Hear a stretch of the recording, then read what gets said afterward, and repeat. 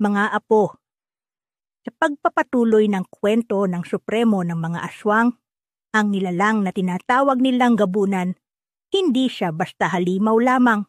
Siya'y niluwal ng paghihiganti, ng dugo, at ng isang sumpang hindi maaaring mabali. Noong unang panahon, may isang lalaking itinakwil ng kanyang sariling angkan.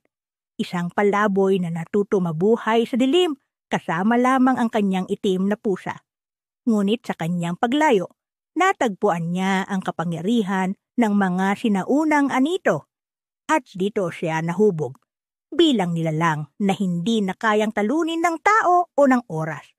Ngunit mga apo, ang bawat kapangyarihan ay may kapalit, at ang kanyang sumpa ay lalong nag-uumalab hanggang ngayon. Handa na ba kayo?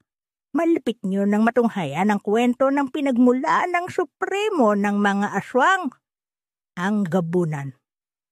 Abangan niyo mga apo, dahil darating na ang ikalawang bahagi ng kanyang kasaysayan.